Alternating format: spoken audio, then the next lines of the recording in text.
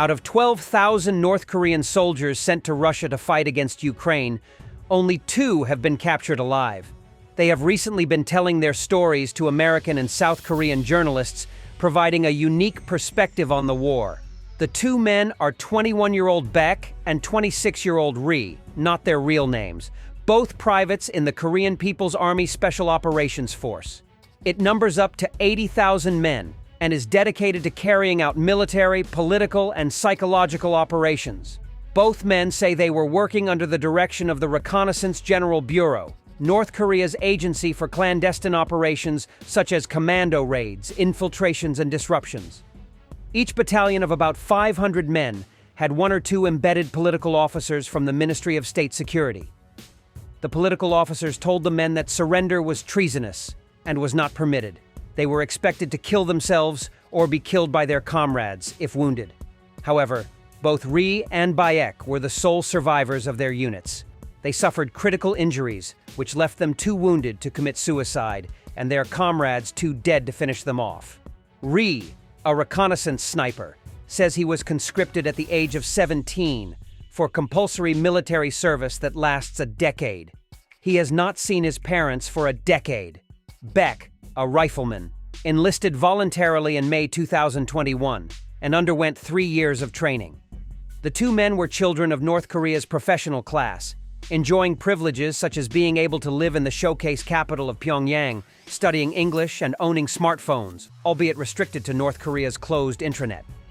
Both men were sent to Russia in late 2024. Ri says he was sent to a training ground in Vladivostok in early October and arrived in the Kursk region in mid-December. Baek went in November and reached Kursk on 3 January 2025. Neither man realized initially where they were going.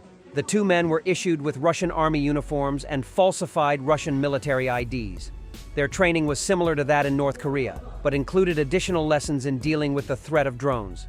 A diary found by Ukrainian forces on the body of a dead North Korean soldier named Jong Kyung-hong illustrates anti-drone tactics.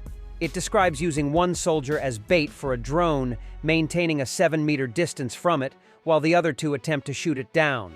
Jong appears to have been sent to Russia as a punishment or penance for some unspecified wrongdoing.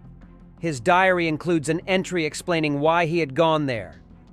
"I grew up, learning sincerely under the protection of the generous party, receiving more love than I realized, and I did not understand the price at which my happiness was bought. Defending the homeland is a sacred duty of every citizen and the highest mission. Since I can only be happy in the presence of my homeland, I, dressed in revolutionary uniform to protect the esteemed Comrade Supreme Commander, Kim Jong-un, committed a very serious offense in trying to protect Comrade Supreme Commander. Even if it meant betraying the love of the party that accepted and led me, the sin I committed opened the path to rebirth. I will join the front lines of this operation and sacrifice my life. I will unconditionally follow the orders of Comrade Supreme Commander. I will show the world the courage and self-sacrifice of the Red Special Forces named after Kim Jong-un. And I will win this battle, return home, and fulfill the request of the Mother Party." According to Ryu Seong-hyun, a former North Korean soldier who defected in 2019, letters expressing your loyalty to the regime are an attempt to leave a legacy that allows you to be glorified in case you die in battle. On New Year's Eve, Kim Jong-un issued a message of praise to the men he had sent to Russia. "You have experienced the painful sacrifices and the joyful triumph of costly battle victories, the true camaraderie and the solemn emotion of patriotism." The reality was different. Baek and Ri were closely monitored by North Korean state security operatives in Russia. Ri says that the security operatives told us that all Ukrainian military drone operators were actually South Korean soldiers. Baek says that food and clothing were fine, no complaints. They appear to have been better treated than the Russians themselves, some of whom have complained on video about the North Koreans getting supplies that they lacked. The North Koreans did not have much contact with the Russians. As lower-ranking soldiers, we had little interaction. Everything was handled by higher-ups: ammunition, supplies, clothing. There wasn't much direct communication between North Korean and Russian soldiers. The North Koreans suffered very heavy casualties. Ree says, "Almost everyone I came with has been killed. All the men who came with me are gone. In my unit, all my comrades have died. There's no one left." He says there were originally about 63 to 65 men in his company. They're all gone. I'm the only one left. It was my first time experiencing real combat. When I saw the bodies of my comrades, a lot of thoughts went through my head. Some blew themselves up to avoid capture, leaving nothing but headless or half-torn bodies. In the dead of winter, with snow falling like this, they lay there, and the smell of blood still lingers with me. Ree was one of the last in his company to be sent into combat. He says that the earlier platoons suffered heavy casualties. His own company had carried out a supporting role transporting supplies and recovering the wounded, until we had no choice but to fight ourselves. Both men were critically injured within a few days of arriving on the front line. Baek was part of a 10-man North Korean unit sent in early January to block a Ukrainian supply route. They were attacked with heavy artillery and drones, killing most of the North Koreans.